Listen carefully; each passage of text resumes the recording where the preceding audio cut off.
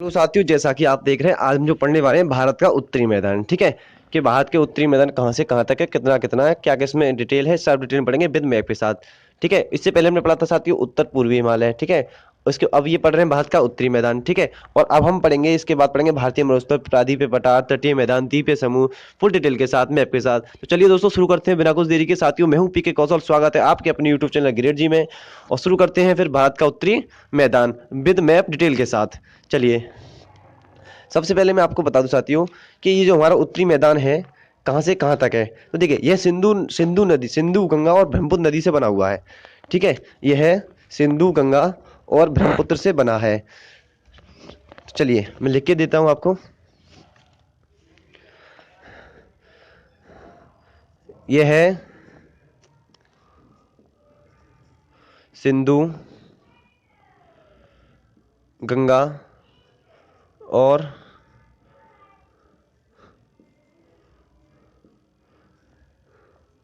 ब्रह्मपुत्र से बना है। ब्रह्मपुत्र से बना, इन नदियों से बना है। ठीक है, आपको ध्यान रखना है। और साथ ही आप मैप में देख रहे हैं, मैप में कहाँ से कहाँ तक आप देख लीजिएगा, क्योंकि सिंधु नदी से स्टार्ट होता है और ये क्या है, लास्ट में ब्रह्मपुत्र नदी तक है। ठीक है, आपको ध्यान रखना है। ठीक है, पश्चिम में क्या है ये, देखिए पश्चिम में, पश्चिम में, पश्चिम सिंधु से लेकर, पश्चिम सिंधु से, पश्चिम सिंधु से लेकर लेकर ब्रह्मपुत्र तक फैला है। ब्रह्मपुत्र तक फैला है।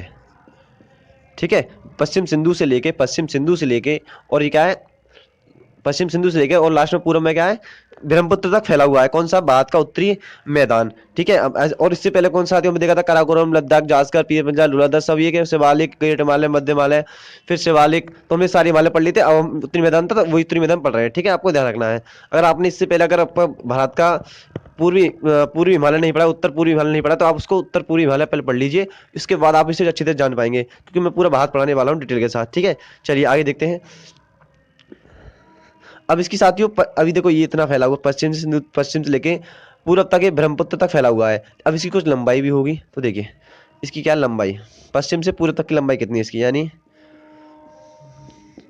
पश्चिम से पूरब तक लंबाई, लंबाई कितनी है, 3200 किलोमीटर, 3200 किलोमीटर है। ठीक है, अब इसकी 32 किलोमीटर लंबाई है, तो चौड़ाई भी होगी कुछ। ठीक है, चौड़ाई लिख लीजिए। चौड़ाई साथियों इसकी 150 से लेके 300 किलोमीटर, यानी एक स्पेन। और देखिए, जो हमारा हिमालय था, ग्रेट हिमालय, ठीक है, 400 किलोमीटर में रेंज में फैला हुआ था। और ये तो ठीक है, 150 किलोमीटर से 300 किलोमीटर तक है। इस ऐसा 150 किलोमीटर ऐसे नापते हैं सर। इस देखिए, ऐसे हिमालय, ये देखिए, ये लाइन है कहीं, देखिए ये लाइन है, और कुछ इस टाइप से चल रहा है। देखिए यहाँ कुछ पतरा हो गया, तो मान लेते हैं यहाँ 150 किलोमीटर होगा। और देखिए यहाँ चौड़ा हो गया, तो यहाँ मान लिया 300 किलोमीटर। तो ऐसे लगाते हैं कि इसकी चौड़ाई है 150 किलोमीटर, 150 कम से कम 150 किलोमीटर है, ज़्यादा 300 किलोमीटर है। ऐसे नापते हैं इसको, चौड़ाई को ध्यान रखिएगा, जिसको साथी जिस भाई को भी नहीं पता हो तो समझ सकते हैं। ठीक है, उपजाऊ मिट्टी रहती है इस पर, क्या है, उपजाऊ इस पर मिट्टी रहती है। इस पर जो मिट्टी होती है बहुत सारी उपजाऊ होती है, तो ध्यान रखना आपको, इसमें मिट्टी बहुत उपजाऊ होती है। ठीक है, अब इसके दो पार्ट होते हैं। देखिए ये टू टाइप से होते हैं इसके, क्या ये दो भागों में बांटा गया है। इसके दो भाग होते हैं, दो प्रकार होते हैं इसके, दो प्रकार का, दो प्रकार से बना है उत्तरी मैदान।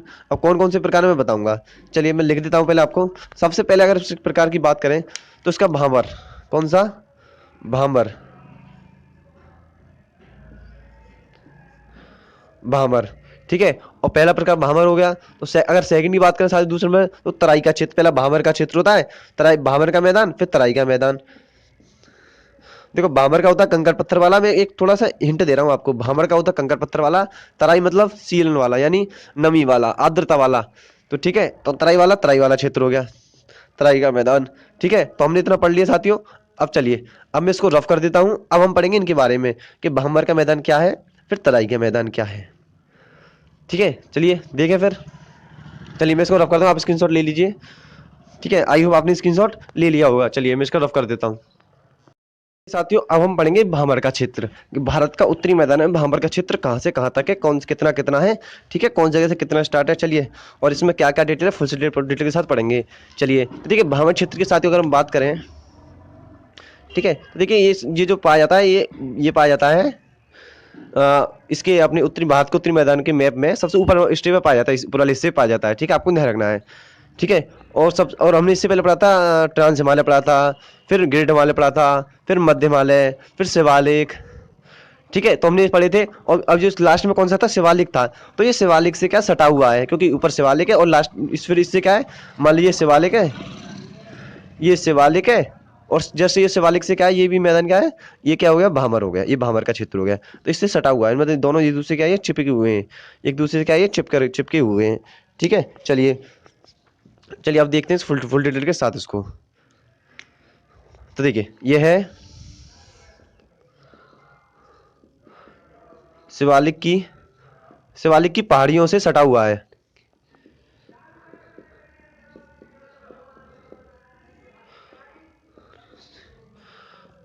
पहाड़ियों से सटा हुआ है। ठीक है, ध्यान रखना आपको साथियों। और इसमें सबसे एक इम्पोर्टेंट पार्ट है, सबसे इसकी इम्पोर्टेंट बात है जिसके लिए पूछा जाता है कि बताइए इसकी क्या पहचान है। तो सबसे इसकी जो पहचान है, इसमें ये कंकड़ पत्थर इसमें कंकड़ पत्थर मिलते हैं।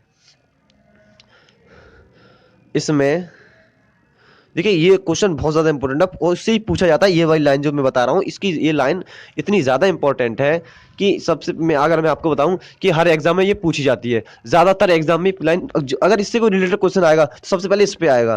तो बस देख लीजिए आप, अब आपको समझ लेना चाहिए कि कितना इंपॉर्टेंट होने वाला है ये क्वेश्चन। ठीक है, इसमें कंकड़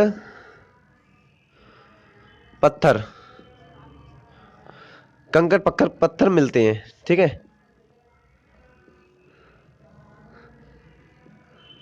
कंकड़ पत्थर मिलते हैं।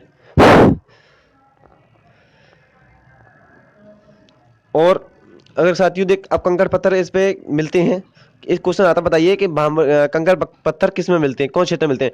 भामर के क्षेत्र में, तराई के क्षेत्र में, और भी ऑप्शन आ जाएंगे, तो आपको लगाना है भामर के क्षेत्र में। ठीक है, और अगर मैं बात करूं साथियों, इसमें से कुछ नदियां बहती हैं, जो हमें दिखाई देती हैं। अब देखो, अब मैं बताऊं, ये 8 से 8 से 8 से 10 किलोमीटर चौड़ा है, चौड़ा है 8 से 10 किलोमीटर ये चौड़ा है। ठीक है, और इसमें नीचे क्या छोटी छोटी नदियां बहती हैं, इसके पत्थरों के नीचे होके। ठीक है, छोटी छोटी छोटी छोटी नदियां बहती हैं, नदियां नदियां बहती हैं, कि छोटी छोटी नदियां बहती हैं जो कंकड़ पत्थरों के नीचे, किसके, कंकड़ पत्थर बजरी के नीचे बहती हैं, और जो दिखाई नहीं देती, बहती हैं जो दिखाई नहीं देती, जो दिखाई नहीं देती, दिखाई नहीं देती, कंकड़ पत्थर के नीचे बहती है, कंकड़ पत्थर के नीचे, कंकड़ पत्थर के कंकड़ पत्थर के नीचे, ध्यान रखना, के नीचे बहती हैं जो हमें दिखाई नहीं देती। अब कैसे दिखाई नहीं देती, मैं आपको थोड़ा एग्जांपल डिटेल दूंगा। देखिए, मान लीजिए ये पत्थर है, ये पत्थर पड़े हुए हैं यहाँ पर उल्टे सीधे ये। ठीक है, अब ये नदी, अब पत्थरों में देखो यहाँ गैप है, देखो इनमें गैप हुआ है, ये गैप है इसमें। ठीक है, आपको मैं दिखा रहा हूँ आपको, देखिए ये इनमें देखो गैप है, ये गैप है, ये गैप है, इनसे पानी आराम से निकल जाएगा। मान नदी यहाँ से आ रही है, तो नदी देखो, नदी इस गैप में घुसेगी, फिर इस गैप में घुसेगी, इस गैप में, इस गैप में, इस गैप में, इस गैप में, इस गैप में, ऐसे गैप में घुसेगी ना। अब गैप में नदी तो पानी जहाँ होगा वो तो अपना रास्ता देखे निकलेगा। ये तो नहीं है रास्ते, अगर नीचे गैप है ऊपर से निकल जाएगा, नहीं जाएगा। ऊपर से जाने जाएगा, उन पत्थरों में अंदर घुस जाता है और अंदर से निकलता है। कब निकलता, तराई वाले क्षेत्रों में निकलता है, जहाँ तराई वाले क्षेत्रों, जहाँ पत्थर की कमी हो जाती है वहां निकलता है, इसलिए कहते हैं यहाँ पे नदियां गायब हो जाती हैं। इसलिए कहते हैं यहाँ पे, इसलिए इसको कहते हैं यहाँ पे नदियां क्या हो जाती हैं, गायब हो जाती हैं। तो आपको ध्यान रखना है, पत्थर वाली जगह जो नदियां अंदर घुस जाती हैं। ठीक है, ध्यान रखना होगा, आपने कहीं अगर पत्थर डाल दीजिए तो पानी वहां कम दिखाई देता है, तो पत्थरों के नीचे हो जाता है पानी, यहाँ पर ध्यान रखना आपको। ठीक है, चलिए, इसलिए क्या है यार, इस बोल सकते हैं नदी यहाँ पे क्या हो जाती है, गायब हो जाती हैं। कृषि नहीं कर सकते। क्यों नहीं कर सकते भाई? क्योंकि पत्थरों में कृषि थोड़ी की जा सकती है। कृषि नहीं कर सकते।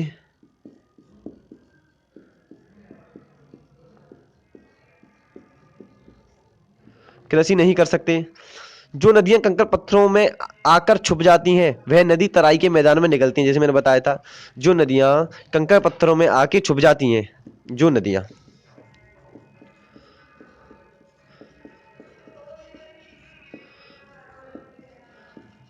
कंकड़ पत्थर में आकर छुप जाती हैं, छुप जाती हैं वह नदियां तराई के मैदान में आके, तराई के मैदान में निकलती हैं।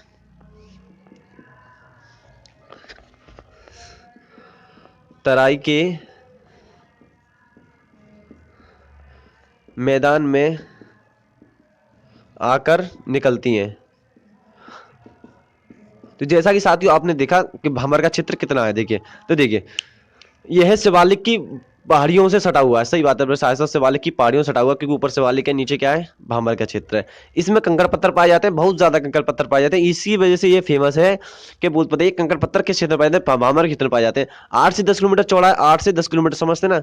अगर हम बात करें 8 से 10 किलोमीटर की, तो बहुत बड़ा होता है यार, बहुत बड़ा। आप अपने अपने घर से कोई एरिया देख लीजिए कि मेरे घर से वो एरिया इतनी दूर है, तो आप लगा लीजिए कि इतना चौड़ा ये क्षेत्र है, आप इसे लगा सकते हैं। जैसे कि अगर मैं बात करूं, मेरे घर से सारसोल बहुत दूर है, ठीक है।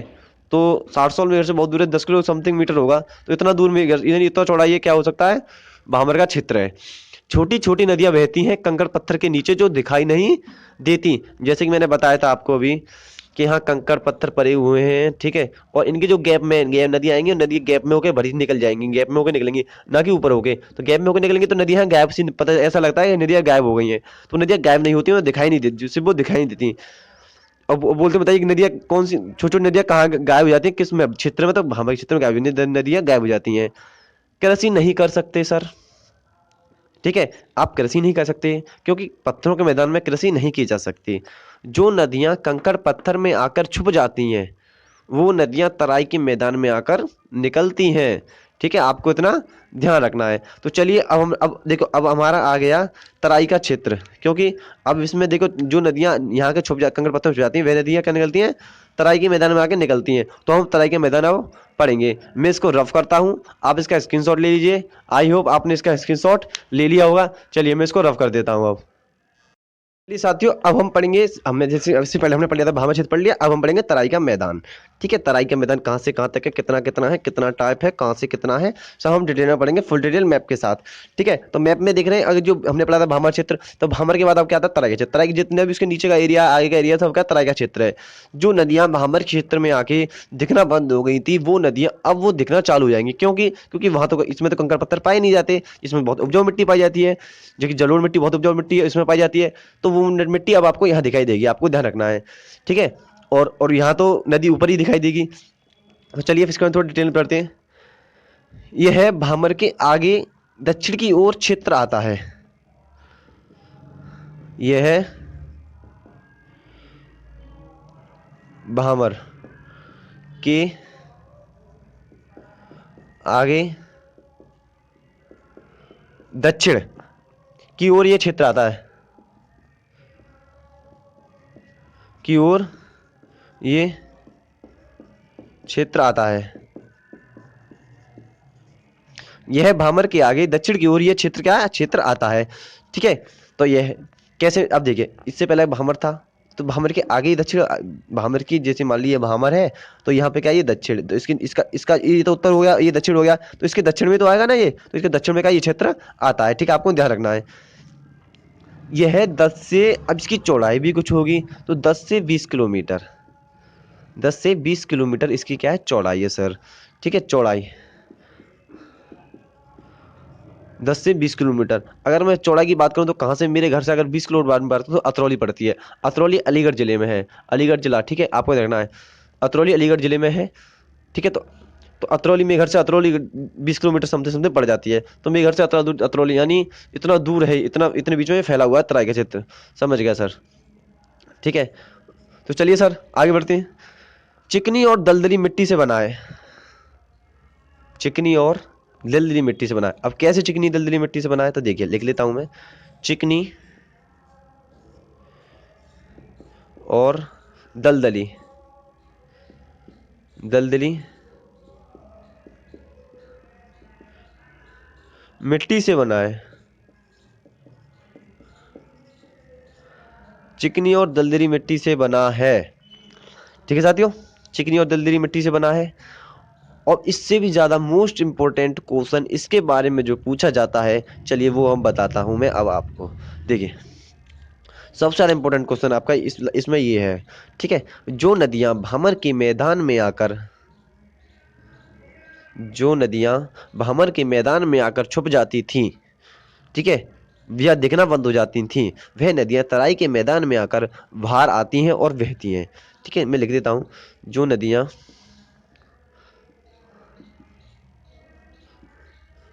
भ्रमर के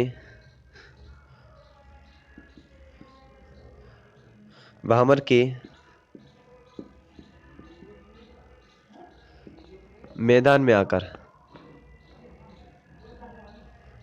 आकर दिखना बंद हो जाती थी, दिखना बंद हो जाती थी,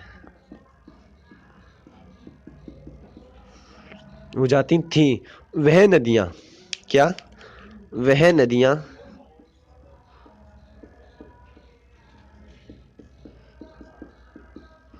तराई के मैदान में आकर, तराई के मैदान में आकर क्या है, दिखना स्टार्ट हो जाती हैं। क्या हो जाती हैं? दिखना, या दिखना बोल सकते हैं, या बहना। तराई के मैदान में आकर बहना शुरू हो जा, बहना बोल सकते हैं, दिखना स्टार्ट हो जाती है, बाहर आ जाती हैं। ठीक, ऐसे बोल सकते हैं, मैदान में आकर बाहर आ जाती हैं। ठीक है, बाहर आ जाती हैं मतलब जो पत्थरों के अंदर थी पहले, बाहर आ जाती हैं। ठीक है, आपको ध्यान रखना है। ठीक है साथियों, और सबसे इंपॉर्टेंट और उसकी बात, यहाँ वर्षा अधिक होती है। क्या, यहाँ वर्षा अधिक होती है, यहाँ वर्षा बहुत अधिक होती है सर। और वर्षा अधिक होने के कारण भारत में इसका जो पूर्वी क्षेत्र है बहुत चौड़ा है। देख रहे हैं आप, इसका पूर्व उत्तर क्षेत्र बहुत चौड़ा है वर्षा अधिक होने के कारण। ठीक है, आपको इतना ध्यान रखना है। यहाँ उपजाऊ मिट्टी पाई जाती है। क्या, उपजाऊ मिट्टी, ये उपजाऊ मिट्टी है, ये उपजाऊ है, उपजाऊ, उपजाऊ,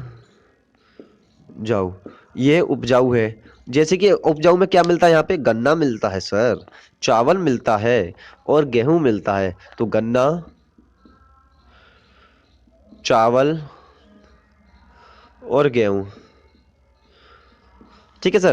तो ये उपजाऊ मिट्टी है, गन्ना मिलता है सर, चावल मिलता है सर और गेहूं मिलता है। ठीक है, आपको इतना ध्यान रखना है। ठीक है, और इसके अंदर एक मिट्टी पाई जाती है जलोढ़ मिट्टी।